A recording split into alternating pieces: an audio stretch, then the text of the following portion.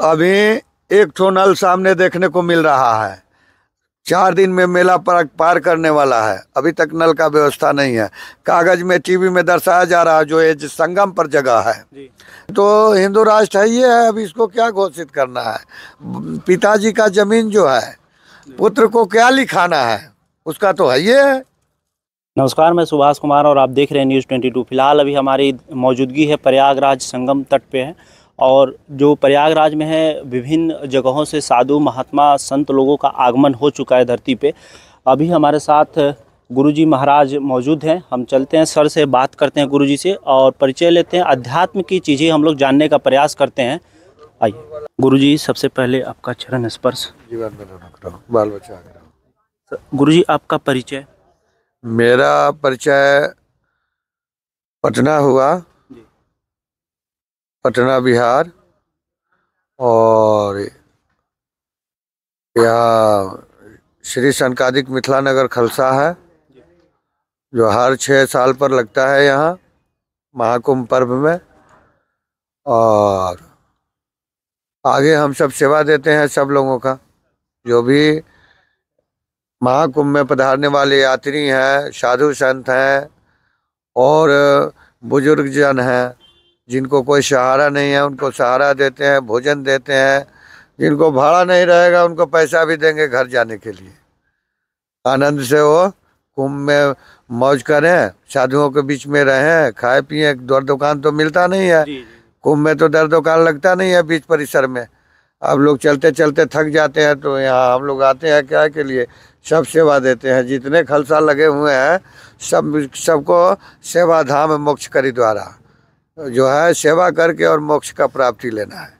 जो शाही स्नान होगा 13 जनवरी को, सबसे पहला स्नान, उसमें जो भी भक्त आएंगे उनको किन बातों का विशेष ध्यान रखना चाहिए माँ गंगा की जो पूजा पाठ है करते समय? देखिए, शाही स्नान 13 को तो ये पूर्णिमा स्नान है ना। 14 को हम लोगों का शाही स्नान है, और शाही स्नान में आने वाले लोगों को सबसे पहले ध्यान देना चाहिए कि 12 तारीख को तो सब बंद हो जाएगा, तो 12 तारीख से पहले ही मेला में प्रवेश कर जाए, वो अच्छा रहेगा जी। और हर मेला में चोर उचाका नाना प्रकार का लोग घूमते हैं, फिरंगी लोग, उनसे बचने के लिए अपने सामान का सुरक्षा, अपना सुरक्षा और सामाजिक दृष्टिकोण से सामाजिक सुरक्षा भी अपने अंदर रखते हुए चलना चाहिए। अगर किसी को कोई दिक्कत है, भीड़ रहेगा, भीड़ में किसी को दिक्कत है तो जितना सहयोग हो जाए अपना से सबको सहयोग कर देना चाहिए, परंतु किसी फिरंगियों के चक्कर में नहीं आना चाहिए कि हमारा सामान ही खो जाए, हम सामान खो करके और प्रयागराज से जाके कहेंगे भाई हमारे सामान है प्रयागराज में खो गया। तो यात्री जो भी हमें अपने सामान का सुरक्षा रखें, और ठंडी ज़्यादा है वो सब लोग जो है कंबल उम्बर जरूर लेके आवे। इतना कंबल कहाँ लेके कोई चलेगा? भोजन तो सब लोग दे देगा, कहीं मिल जाएगा, लेकिन बिछौना कम मिलेगा। इसलिए जहाँ तक यह वायरल हो रहा है, जहाँ तक आवाज़ जा रहा है, सब लोग से नम्र निवेदन रहेगा कि अपना सुरक्षा, अपने सामान पर ध्यान देते हुए और कम्बल कपड़ा लेके कुंभ में आवे। इस कुंभ में अगर स्नान करते हैं तो बाल बच्चा के जीवन में रौनक बनता है, पूरा परिवार मंगलमय रहता है, निरोग रहता है, खुश रहता है। यह माँ गंगा को अपने तपस्या द्वारा भागीरथ जी ने इस पृथ्वी पर लाया, और अपने सगर के 7 पीढ़ी, जो राजा सगर के 7 पीढ़ी जो मोक्ष ना हुआ था जिनका, उनको मोक्ष देने के लिए गंगा यहाँ पृथ्वी पर आई। तो उनको मोक्ष देने के लिए आई, साथ साथ 4 अमृत छलका हुआ तो ये गंगा में यहाँ प्रयागराज तीर्थराज प्रयाग है। सब तीर्थों में राजा प्रयागराज को माना जाता है। सब तीर्थ नहाए, अगर प्रयागराज नहीं नहाए तो कोई नहाने का फल और प्राप्ति नहीं होगा। तीर्थराज प्रयाग है, सब दर्शन किए हैं, लेकिन अयोध्या का दर्शन, अयोध्यापुरी निज मस्तिक है। अयोध्यापुरी का दर्शन नहीं करेंगे तो आपको कोई तीर्थ पैगंबर घूमने का फल प्राप्त नहीं होगा। जितना पैगंबर बनाया गया है वह सब पैगंबर घूमने का फल प्राप्त कब होगा?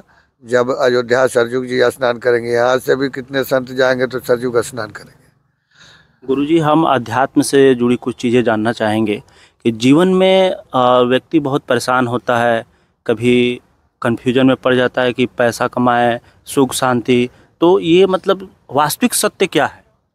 देखिए, आदमी अपने कर्म ज्ञान और आचरण के उज्ज्वलता से ही महान बनता है, चाहे विद्वान बनता है, चाहे पैसा वाला बनता है। आचरणहीन व्यक्ति यहाँ कुछ नहीं बनता है। निस्सार केवल कर्मी के फूल के जैसा देखने भर का है ना। यहाँ न कोई जाति वर्ण विद्या पथ प्रतिष्ठा से महान होता है। महान होता है अपने कर्म ज्ञान और आचरण की उज्ज्वलता से।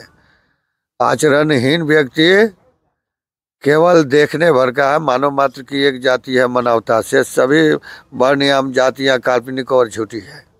इसलिए जन्म और जाति के आधार पर किसी को छोटा बड़ा छूत अछूत कहना घोर अपराध है। अपने से बड़ों का आदर करें, चाहे वह किसी दलित कुल का ही वृद्धा क्यों नहीं हो, लेकिन उसका आपको आदर करना है। हम ब्राह्मण हैं तो हम उनका आदर करेंगे। हमारा स्वभाव यही बनता है। अध्यात्म यही बताता है। अध्यात्म बताता है कि अपने से बड़ों जनों का आदर करें और उनसे अपने जीवन का रास्ता लें, जीने का कला लें। वो तो अपना जीवन जी लिए हैं 70 साल 80 साल 85 साल 60 साल। अब उनसे जो है, अब मैं अपना कला लूँगा कि भाई अभी का तो और उससे डिजिटल है। तो कर्मवान आदमी, विचरमान आदमी, चरित्रवान आदमी को काम का कमी नहीं है। अपने आप काम मिल जाता है उनको। कर्मवान है तो काम, इस मेले में नाना प्रकार का काम बसा है। मैं देखा हूँ कि एक बोतल बेचते बेचते आदमी जो है राजा बन गया।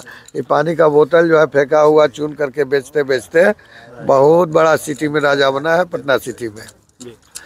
तो उसके पास बहुत बड़ा धन प्राप्त हो गया एक बोतल बीन करके बेचने से। तो पैसा कब होता है और कैसे होता है, जो पैसे को खोज में पड़ जाएगा कि भाई हमको पैसा पैसा, चोरी करने लगा, डकैती करने लगा कि हमको पैसा हो जाएगा, तो उनको कब पैसा होगा? कभी जीवन में पैसा नहीं होगा। पैसा उनको होगा जो किसी का प्रतिष्ठा देना जानेंगे। अपने से आगे किसी का प्रतिष्ठा देना जानेंगे, अपने आप पैसा हो जाएगा। आजकल समाज में मिल जाएगा। एक सवाल मैं लूँगा। आजकल समाज में भारत को हिंदू राष्ट्र बनाने का बहुत साधु संतों का अपना विचार है। इस पे आप क्या अपना विचार व्यक्त कर रहे हैं? देखिए, हिंदुस्तान ये हिंदू स्थान है। हिंदुओं का स्थान हो उसे हिंदुस्तान कहते हैं। तान शब्द जो है लगा हुआ है, तो इसलिए लगा हुआ है कि हिंदू मुस्लिम सिख ईसाई हम सब हैं भाई भाई, आपस में भाई भाई। यह सब लोग भाई भाई हैं। मानव मात्र की एक जाति है, मैं बताया पहले, मानवता। अगर मानवता के अधिकार में है जाति, तो कोई जाति ये नहीं है। मानव की एक जाति है मानवता। शेष सभी कर्म वर्ण एवं जातियाँ काल्पनिक और झूठी है। वहाँ पहले भी हम सब बच्चा थे तो पढ़ाया गया है, अल्लाह ईश्वर तेरे नाम सबको सन्मति दे भगवान।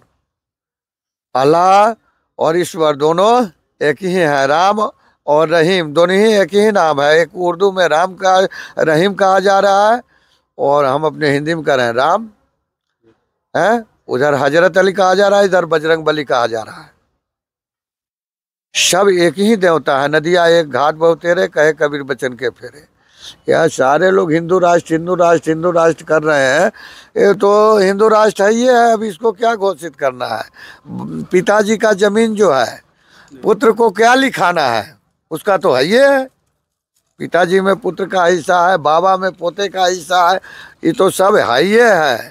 तो पिता का जमीन अगर कोई पुत्र लिखाता है तो समझो कि वो अपने में दरार डाल रहा है, अपने दिल में डाल रहा है। बट भारत एक राजनीतिक मतलब संविधान से सारी चीज़ें चलती हैं। बहुत सारे जो हिंदू में चीज़ें हैं, जैसे गौ माता पूजनीय हो गई, तो वो अत्याचार हो रहे हैं कहीं ना कहीं गौ माता पे।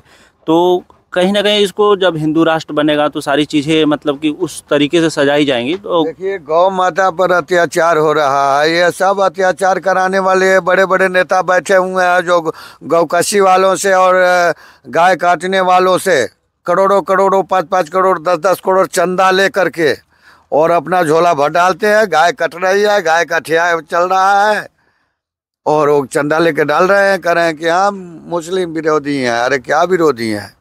अब हम गौ रक्षा करते हैं, गौ रक्षा के नाम पर हम सब गाय पोसे हैं, बहुत गाय रखे हैं। गौ माता का सेवा हम सब करते हैं कि महीना में कम से कम 50-60 हज़ार रुपया गौ माता के लिए रखा हुआ है। तो गौ माता हम सब रखे हैं, हम सब सेवा देते हैं। आज उन गौ माता का ये भारत सरकार चिल्लाते रहती है कि हाँ ये करेंगे वो करेंगे, गौ सेवा करेंगे, गौ रक्षा करेंगे, गाय का दवाई बट रहा है। हम लोग को तो गौशाला है, कभी न दवाई मिलता है न कभी कोई उसका सुविधा मिला होगा कि हाँ कैसा सुविधा है इसका। अगर कोई बनाने वाला लूटने वाला है तो बस बीजेपी के कार्यकर्ता लोग हैं, लूट लेंगे, धके बैठले कहेंगे जी हाँ हमको गौशाला है। अब गाय देखिए तो है ये नहीं है, पैसा उठा रहे हैं। जैसे आज महाकुंभ में चल रहा है, जो साधु अपने को तेज हैं वो अपना 10 रुपया खर्चा कर रहे हैं, उनके पास पानी पैखाना टंकी सब लगा हुआ है। और जो नहीं खर्चा कर रहे हैं, जो नहीं कहीं जा रहे हैं, उनको सीधे साधे को जो धुनी लगा के बैठे हुए फक्कड़ बाबा के तरह, उनको कुछ नहीं मिला है, ना आज तक पैखाना है ना पानी है। पहले नल का व्यवस्था होता था, नीचे नल लगता था, उसके नीचे फर्श लगता था इस महाकुंभ में। आज देखिए ना एक नल है ठीक से। हमारे इतने बड़ा खलसा में 2 प्लाट है जी। 2 प्लाट का एक खलसा है, मिथिला नगर सनकादिक है, वहाँ सनकादिक नगर है, यह सनकादिक मिथिला नगर है, वह सनकादिक नगर है। तो 2 खलसा है, दोनों खलसा के बीच में अभी एक ठो नल सामने देखने को मिल रहा है। 4 दिन में मेला पार करने वाला है, अभी तक नल का व्यवस्था नहीं है। कागज में टीवी में दर्शाया जा रहा है जो ये संगम पर जगह है। तो जब संगम पर 21 नंबर में एक नल रह सकता है तो और जगह का क्या हालत है? इधर 5 नंबर है, 7 नंबर का। कहीं ना कहीं चीजें जो हैं व्यवस्थित ढंग से नहीं है। देखिए सरकार तो योगी जी ने सब व्यवस्था अच्छा ही किया है, लेकिन योगी जी का कार्यकर्ता लोग जो नीचे का है, ये बीजेपी का जितना कार्यकर्ता है सब चोर है, सब चोरी करने वाले हैं ऊपर, और टीवी और मोबाइल में छापने वाले हैं। 2-4 को के दिखा के देखें, किसको किसको देंगे तो जो साधनशील हैं उन्हीं को देंगे, जिनके पास हर साधन भरा हुआ है। जिस साधु के पास कोई साधन नहीं है उसको अभी तक न राउटी मिला है, न टेंट मिला है, न बउआ रहा है, टीना घेर के मिल गया तो न उसको पानी है, न पैखाना है, न बिजली है, बउआ रहा है मेला में।